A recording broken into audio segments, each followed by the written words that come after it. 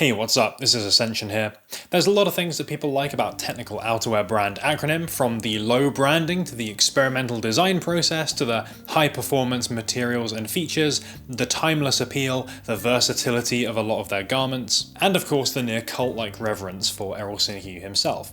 Perhaps the number one criticism though, at least for people new to the brand, is the price. It has to be said, Acronym make some of the most expensive Gore-Tex shells that are out there. And every single thing they sell is priced accordingly. This season saw some coats coming in around €2,000, with the latest version of the P38 cargos not too far behind. Luxury fashion brands like Acronym being worth it is a topic for another time, but what's interesting is here Acronym have also introduced some more reasonably priced items, which is a trend they've been following for the last couple of seasons. So yes, you could get yourself a slice of the brand for under €200, but today we're looking at a jacket. Specifically, it's the J97-M, brand new, it just released last week, and retails at £510 in the UK. On the official site for €592, I think US retailers are stocking it maybe around $650. That makes it by far the cheapest Acronym jacket they've released in many years. I think it's got some newcomers to Acronym, or people who quite reasonably don't want to pay €2,000 for a jacket, quite interested. Particularly because there is a bit of a mystique around the brand, and the idea of owning something from Acronym is quite appealing to a lot of people. So is this your once-in-a-lifetime opportunity to finally get something from Acronym at a reasonable price, or is this a false economy and you're better off spending your money elsewhere? Let's find out. First, I'm going to need the jacket though. There we go. Nice. Alright, let's take a look. And don't forget to leave a like if you enjoy seeing this type of review stuff, because there'll definitely be more coming up. Let's get one of the big reasons not to buy this jacket out of the way first, the thumb hole cuffs. This was probably the most contentious thing about this jacket since its official release, and since owning it, it's alleviated some of my concerns, but not all of them. Firstly, if you don't like the look, there's certainly no getting around that. A lot of people associate it with the emo fingerless glove type thing. I see it more like a running jacket type aesthetic, but I can see why people don't like it. Having this feature does give a touch of protection to your hands. I have to admit, I did find this useful, walking around in the early evening, temperatures starting to drop, maybe it's getting a little bit breezy. It certainly did come in handy there. Literally. But the downside is this makes the sleeves ridiculously long. For reference, I'm 187 centimeters tall, I'm wearing a medium, so if anything, sleeves in general should come up a bit short on me, but still I've got loads of room to play with on this jacket, even with the thumb holes equipped, so when you're not using them, there is a huge amount of excess material here. That does disrupt what otherwise would be a super athletic looking piece.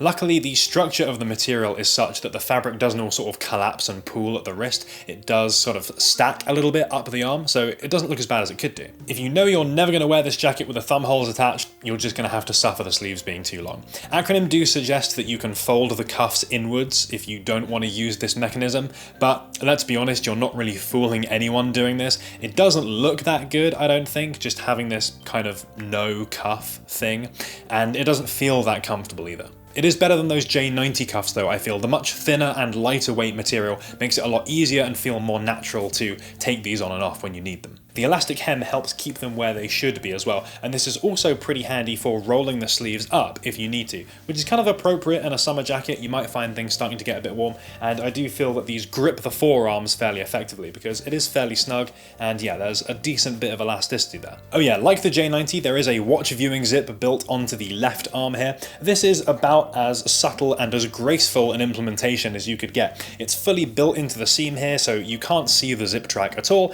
It uses a tiny little zip pull as well. So it's exactly the kind of thing that is useful when you need it, but stays totally hidden and out of the way when you don't. There is a benefit to these cuffs though, which I've not really heard anyone talk about, which I'll return to later in the video when we're talking long-term use. Why else would you not want this jacket? This part might seem obvious to anyone familiar with the brand, but don't assume automatically that just because it's Acronym, that means that it's got 1001 features tacked onto it, or that anything Acronym is automatically the ultimate in all-weather protection. Compared to hard shells like the J1A or the J16, you're of course losing huge amounts of features and functionality with something like this. From gravity pockets and logo tape to escape zips and a hood, even the multi-material construction of something like the J16, there's no denying that, certainly for newcomers to the brand, a lot of the appeal and the allure is from all of these strange unconventional features and how that affects the look of the jacket as a result. This idea that, wow, I'm buying something that I could never get anywhere else, and going through that process of putting your jacket on for the first time and kind of working out what all these 101 different things do, and then over the coming months, which of those are going to be the most useful to you and how they can work into your life in different ways. Well, it doesn't take long to discover that the only two external pockets on the J97 are good for putting your hands in. And at a surface level, it's easier to equate the feature set of the J97 to an athleisure branded running jacket, which frankly would be a lot cheaper. You're going to be underwhelmed if your knowledge of Acronym is these kinds of jackets, but then you end up buying the J97 because it's an Acronym jacket, but cheaper than those ones. Let's talk about what features and details this does have though. The external pockets that I mentioned before are fairly sizable, but nothing secures them, so in my mind their best use is for putting your hands in. You can carry stuff like a mask in here as well, but I wouldn't put anything too weighty or valuable in there because they are liable to escape. The internal zipped pockets though are where some of the security comes from, and these ones are quite interesting. They are a reasonable size, they're perhaps a little bit bigger than they look, which is quite common with Acronym pockets. They use this nice lightweight netting material as well. They're not enormous pockets though, and what you'll probably find is because of the lightweight of this jacket overall, you can't really load these up with anything super heavy either, because this is going to start deforming the shape of the jacket. The positioning is pretty cool though. They're set a little bit further back than an internal pocket normally would be, so the contents seem to gravitate down towards your sides and under your arms, which means that even when you've got stuff in here, from the front it doesn't disrupt the form of the jacket. You can't really tell that you're carrying anything. It also keeps the weight of those items somewhere where it won't flap around too much and disrupt what you're doing. If you put anything too bulky in there, you will feel it under your arms, but I think that's a reasonable compromise given A, this jacket is clearly not meant to carry a large amount of stuff, and B, the fact that it's a fairly clever solution for keeping the form of this jacket intact. Jacket sling inclusion, of course, we've seen this 100 times before by this point. It's got both internal and external mounting points. You can either keep it a bit stealthier by having it on the inside, or go for a more sort of overtly technical look, I suppose, by having it on the outside. Still not exactly common on outerwear, despite some large brands like Adidas now incorporating this in some of their stuff, although with slightly different mechanisms. As something best worn in warmer weather, this is likely something you'll make use of, because I imagine you'll be wearing this just with a t-shirt or something underneath it. When it gets a little bit warm, get your arms out. The profile fit means you're not going to be getting many layers under this, but it does look nice and slim on the body and I feel works well with my build. Speaking of slim, the collar is particularly snug. I quite like the feeling of protection that gives. It can look a little bit awkward by itself, and that's another area that I'll come back to later. But undoing it a little bit lets those wings spread out, and I really like the look of this. The more structured material just lets that collar sit nice and open, and it keeps its shape very nicely. Now, what about this material? Made by US textile brand Milliken, this is a brand new fabric for Acronym. I wouldn't be surprised if this is cheaper than Gore-Tex, softshell, dry skin, etc., thus allowing them to release this jacket at a lower price. It's one of the things I was most interested in, and a decisive factor on whether you should or shouldn't buy this jacket. In short, it is a great lightweight, summer appropriate material choice. Its low weight makes this easy to throw on, coming in at only 280 grams, and it feels nothing like wearing a hard shell jacket. It reminds me more of a material Valence might use than Acronym. Alongside the low weight, it also has a more open structure than the other jacket fabrics Acronym use. Holding a light behind it reveals a slight translucency, which you'll never notice when it's being worn, but more importantly, you can feel this difference. It is not very wind resistant. Unlike Gore-Tex or Windstopper, it is not going to protect you from the wind. However, unlike Gore-Tex or Windstopper, it is going to keep you cool using the wind. Going for a light walk outside, I even found in 17 degrees Celsius in the evening, with a slight breeze, I wasn't too hot wearing this, and that's not something I could say for very many of my other jackets at all. Of course, that high level of breathability makes this absolutely inappropriate as a true outer layer. It is definitely not a hard shell replacement, but as a summer item, that makes it more wearable. This is ideal when you want the look of a jacket in a package that feels more like a shirt. And I've got to shout out people from warmer climates here. If you love the Acronym aesthetic, but don't really feel like it's worth buying a jacket, you know, if you live in Singapore or Malaysia or Taiwan or many of the other pretty warm or humid climates, this material, and therefore this jacket, could be a very nice solution for you. Conversely, if you're not an Acronym nerd and you just associate the brand with Windstopper and Gore-Tex, fully featured, rugged hard shells, then definitely don't go buying this thinking you're going to get that experience. Another thing I like about this material is how it looks. It's not going to give you the crunchy structure of Gore-Tex, but it's very matte looking, which immediately sets it apart from a cheap nylon windbreaker. And that slightly rough feeling hand translates translates to it looking a little bit more textured up close, which is quite nice. And despite it being very light, it does have enough structure that it doesn't sort of drape or sag anywhere. As I mentioned earlier, you can see this most clearly on the arm, where the material doesn't just sort of pool down at the wrist, but instead stacks a little bit. And that's obviously not something you would find with a shirt with very long arms, for example. So it perhaps looks more substantial and armor-like than it actually is. With that in mind, the relative lack of features, which is partly why this is a lower price, is less of an issue.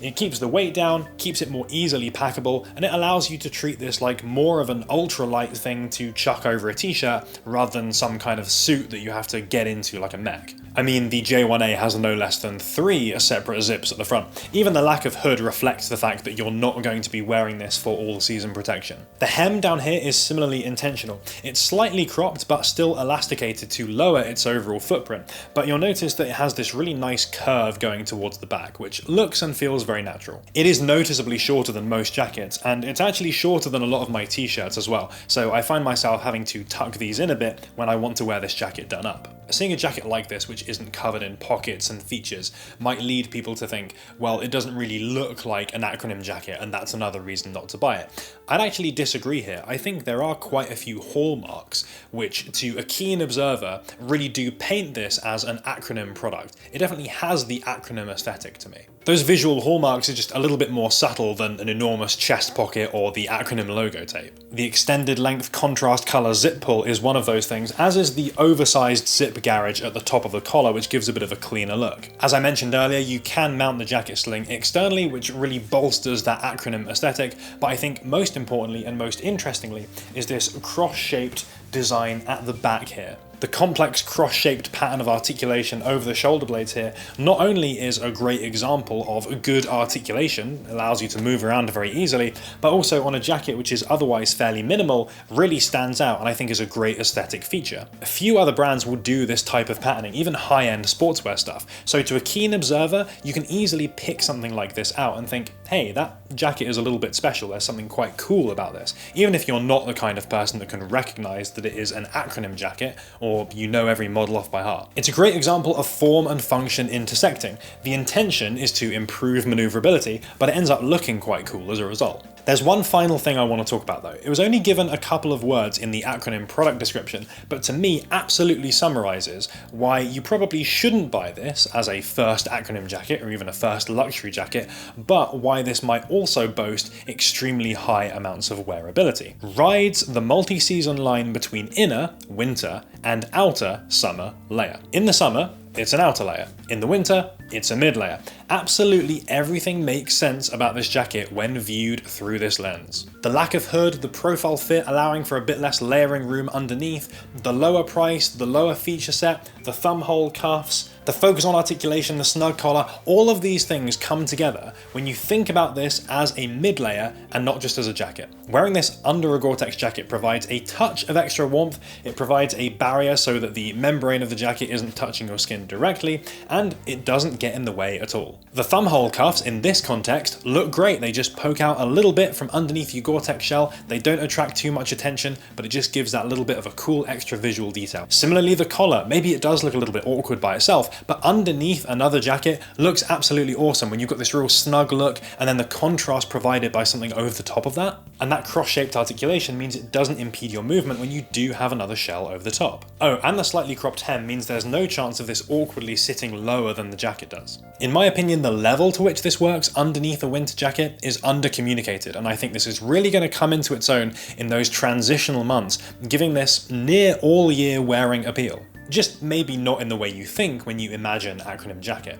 Therefore, this is probably not a very good first Acronym jacket, but a great second one if you've already got something like a J1A and now you're looking to round out your Acronym wardrobe. I personally feel that although these super long arms and the thumb hole cuffs are something that I would rather not have in favour of a slightly cleaner look, it's overall got a huge amount to offer, and I can definitely see myself wearing this in multiple contexts and multiple seasons. So should you buy the J97?